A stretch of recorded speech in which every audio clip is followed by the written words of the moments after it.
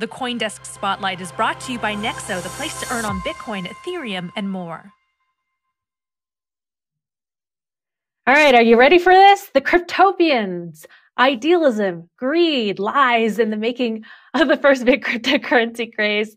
The story of Ethereum. The book drops today, authored by the incredible Laura Shin, OG crypto journalist and host of the Unchained podcast. She joins us now. Hello there, Lauren. I gotta say, off the bat, folks, this is the best book on Ethereum. Very hotly anticipated, hundreds of interviews. And unlike others that conduct interviews and try to mediate between the different accounts to a single narrative, I feel this one gives exceptional detail, tells us what everyone says, and lets us decide for ourselves. And it's the most comprehensive book on Ethereum, so a must read. So Laura, great book, but no one really comes away looking good in this book, do they? Oh, well, I don't know if there's not a single person. I actually asked someone who read it early what they thought about that issue, and their response was, well, Vitalik comes off looking good, and so that's all that matters. What was the most surprising in your research and revelations in writing this book? I mean, wow, there were so many. You know, when I went to write this book, I did not know even a fraction of the things that I ended up finding. I mean, the kind of long struggle to remove Ming Chan as the executive director of the Ethereum Foundation was something that I was not aware of at that level that is covered in the book. There certainly were people who, you know, had mentioned maybe that they weren't necessarily fans, but that wasn't something, you know, that I really knew the true depth of. And there are many other things relating to the DAO attack that I did not know as well. That is covered very extensively in the book. Those are the longest chapters. There are whole storylines around Poloniex, around one of the co-founders of Ethereum, Jeff Vilka, who has been kind of more on the down low in recent years, but he shared his story with me as well. And there's so much in the book, I think, that hasn't been publicly known before. So I really think people should read the full thing to not only get the tidbits, but also these whole and complete storylines that weren't previously known. So Laura, welcome. Congratulations on this amazing accomplishment. So to echo what Christine said, one of the great things about this book is that you really do just sort of like present the facts and you don't really, opine very much. But now that you're here on the show, I'd love for you to just like sort of take a step back. I mean, this is very much the origin story of Ethereum, right? And, you sort of see that there's just like all these power struggles. There's some toxic personalities. There's sort of whiffs of authoritarianism. I'm just curious, like, what is your big takeaway from just like this story and from these people, and what does it tell you about Ethereum or just about like the crypto economy as a whole? Personally, I'm just curious, like what some of your big takeaways were. I mean, I think you can have all of these elements that I cover in the book that do show there was a lot of drama, and yet I don't know if that necessarily takes away from the technology itself. I think that, it's kind of like most things in life. There's a mixture of good, a mixture of bad. And, despite a lot of the opportunists that were trying to take advantage of what they saw as, perhaps an opportunity to make a killing, obviously, Ethereum has succeeded in many ways. It is the second largest crypto. It's the biggest smart contract platform. It has a whole slew of competitors trying to take its mantle. I mean, clearly, there's just no denying that Ethereum itself has been quite successful. I do hope that from this story, people will learn to understand that even though these blockchains kind of have this promise of removing a human element and removing the need to trust a counterparty or whatever it might be, that definitely human struggles and human concerns do influence the development of these technologies. And that is something I think people should be aware of. Laura, I'm wondering, how did you get people to talk to you? Because, other authors have taken a stab at Ethereum, but have not extracted the level of detail you have. And you certainly managed to map out the story very well and get the story behind the story. How did you do that? I mean, I did so many interviews, and I say in the book it was more than 200. I also read, I spent so much time on like the Wayback Machine and just, trolling social media posts to find out things like, when did things happen? So for instance, on a day like the day of the DAO attack, where I really wanted that kind of minute by minute TikTok, I, would put it all into timeline. Actually, I made a huge timeline for the whole entire book, actually. So I could see things in that narrative fashion, like, what happened first, what happened next.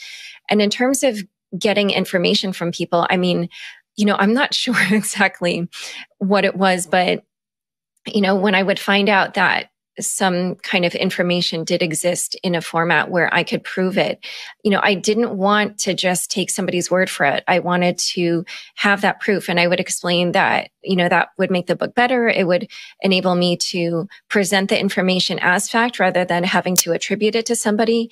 And frankly, a lot of people didn't want to be attributed in terms of giving me information. And so then if they could give me that evidence, then that was something that would make it so that maybe they didn't have to have their name affiliated with that information. So, I worked really hard, especially in cases where people were saying critical things about other people, to get comment from that other person. There was a very, very, very extensive fact-checking process for this book. I am not joking you when I say that fact-checking process took nearly the whole first half of last year. And during that time, I pretty much only worked and exercised and ate and slept during that time. And I literally left my apartment to do maybe like 5 things. And 2 of those things were my vaccine shots. So, I mean, it was like incredibly intense. I've never been through such a hazing work-wise in my entire life. But for that reason, I feel that, my fact checker and I feel very confident we can stand behind what is in the book. So yeah, it sounds almost like it's like the creation of Ethereum itself, when everyone was locked in and working hard on building it. You go into details about, as you said, the DAO attack that led eventually to the creation of Ethereum Classic. But today you had a bombshell revelation that was published that Toby Honish, the creator of 10x, you believe is the person behind that attack. What makes you say that, and what was his response to that accusation? So this was a story that my sources and I tracked for a very long time. I did so many interviews trying to figure out who did this. And at the very end, a few different events took place that triggered kind of a fresh look at some new data that we had. And through that, we were able to track the transactions through a Wasabi mixer or CoinJoin, which for a long time until today, it was thought would obscure the trail of coins as they moved, because it would mix a bunch of transactions together. And when it spit them out on the other end, it would be hard to trace back where certain coins came from. However, Chainalysis is disclosing today with my article and my book that they have the ability to demix those transactions. And that was really a critical step in this. And I think probably Honish felt comfortable transacting with those laundered coins after using the Wasabi Mixer a few times. And so I'm alleging that he deposited those coins at 4 different exchanges, and a source was able to get information from someone at one of those exchanges about what happened to the deposited Bitcoin there, and that those coins were converted to a pretty obscure coin called Grin, a privacy coin, and withdrawn to a Grin node, which had a human readable address, which was grin.toby.ai. And so this was before we knew it was Toby, but we were looking at the IP address for that, and we saw other nodes, Bitcoin Lightning nodes. And when we looked at those, there was a Bitcoin Lightning node named 10x. And when you Googled, then of course, 10x and Toby, you would see the handle Toby AI. And eventually I realized that I was seeing this handle pretty much everywhere, that Toby had an account, on Pinterest, on Stack Overflow, on AngelList, on BetaList, on GitHub. I mean, there were so many. I list them all in the article and in the book. And, it just seemed, okay, this was, a handle that he used. And later after that, we were able to also get the email address on that account, which was the name of the exchange at toby.ai. And I later was able to confirm that an email address that Toby used was toby@toby.ai. So clearly he has control, or had at that time control, over that domain name. Oh, what were the odds at the time? The hacker, of course, these are allegations, as he's denied it. The allegations that were the hacker at the time responded by saying that what he did wasn't wrong or illegal, that it was just taking advantage of what's the code, and code is law. Is there anything further as to that reasoning and how it was received? And whether or not that, and what ended up having, I mean, obviously that debate had a very significant consequence, correct? Yeah. And just a slight correction, which is there were posts from people claiming to be the hacker, that is what they did, that all they were doing was doing what the code allowed them to do. But I don't have any proof that Toby himself, or that the actual DAO attacker, if it, for whatever reason, turns out not to be Toby after my massive evidence, actually posted those posts. So, but you're right that this was a big philosophical discussion in the hours after the attack, starting pretty much right away. There was this question: is this a theft? Is this a crime? And there were definitely a lot of arguments on both sides. I chronicle this also in my book. One of the funnier comments that I still remember was someone saying, the hacker knew more about the wiring in my car than I did, therefore no theft occurred, or what, just like saying, like, just because somebody is able to steal your car doesn't necessarily mean that what they did was legal. So it was clearly a debate then. I wonder now, if it would still be. Clearly the Ethereum community, the crypto community, has advanced a lot, and we've seen a lot more of these hacks. And I'm not sure if people would necessarily say that none of these are thefts, but I leave that to the crypto community. Laura, just returning to the book for a moment. I mean, the book just came out, so we don't really know the reaction yet. But I mean, my observation is that this is a very, very thin-skinned industry. Like, people do not like being portrayed in any way that could be seen as negative.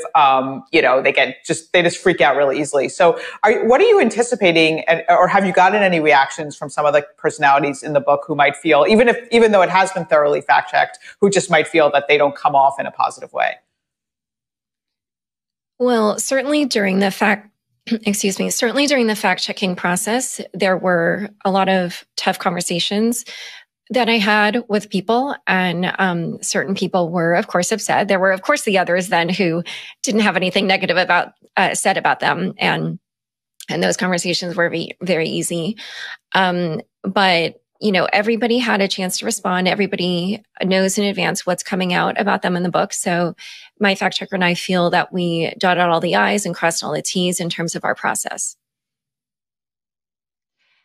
You mentioned the story of Ming Chen. Certainly, I did not know about the detail of that and exactly what happened. It was very stunning. But what was particularly stunning about that was the power that Vitalik had over the Ethereum Foundation. They had hired original directors, and Vitalik was able to remove them in favor of having Ming Chen. So I wonder, does the power of the Ethereum Foundation undermine the decentralization of Ethereum? I personally wouldn't say so. Actually, all these years later, I personally feel that if the Ethereum Foundation went away, then Ethereum itself would continue on. people probably are familiar with the Electric Capital report that came out a couple months ago or last month that showed Ethereum far and away has the largest developer community and continues to attract a huge portion of new developers that come into the space. And so, of course, they fund the teams that are working on the clients and, other things like that. And of course, those are crucial roles. And yes, it is in charge of those. But like I said, I feel like if they went away, there would be other groups that would form to take up that mantle and do that work, because clearly Ethereum itself now is much bigger than just the foundation. So a lot of the characters, of course, went on to create their own projects that are worth billions of dollars. Gavin Woods now created Polkadot, and Polkadot's a big deal. He was the CTO. And then you have Charles Hoskinson, who was, of course, the it seems to be, according to your book, self-appointed CEO of Ethereum, going on to start Cardano. Do you think that the personalities of the co-founders affected their subsequent projects, and has that made any difference at all?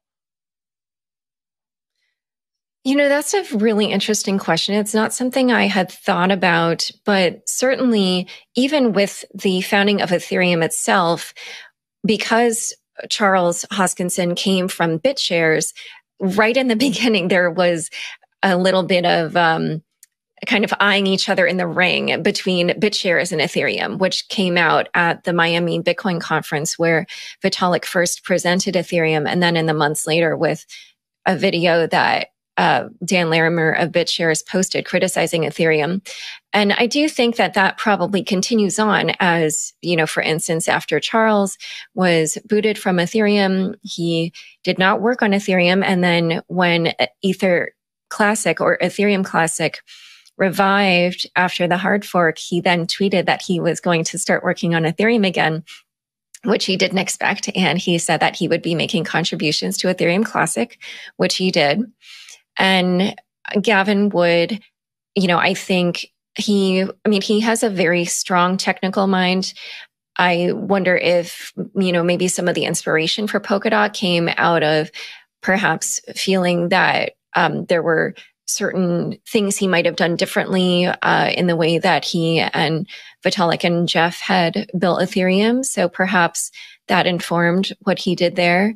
It's not something I've ever asked him, but I could see that being the case.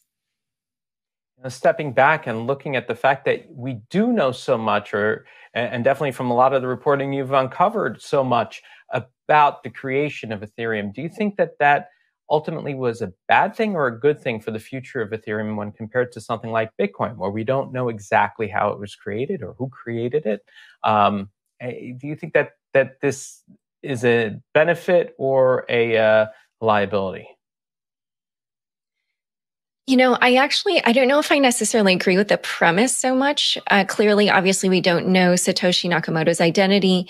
However, I really felt that Nathaniel Popper did a great job in his book, Digital Gold, of showing those early days of Bitcoin and showing a little bit about Satoshi's personality. And so you kind of get a sense of the person, even if you don't know their background.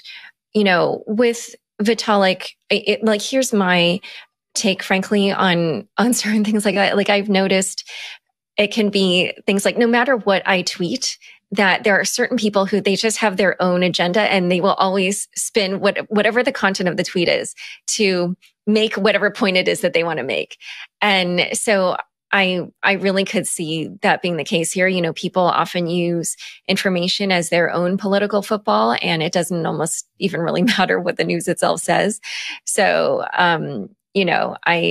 I personally don't necessarily think that it makes that much of a difference. A lot of the commentary I do feel that I see in crypto really has more to do with that. It's just people have an agenda and then they try to spin whatever the facts are to support that. Interesting. Well, Laura Shin, part-time journalist, part-time detective. Thank you. Or part journalist, part detective. Thank you, Laura, for joining us. The author of The Cryptopians, Idealism, Greed, Lies, and the Making of the First Big Cryptocurrency Craze. Buy it now on Amazon.com. Remarkable work. Thank you so much, Laura, for joining us.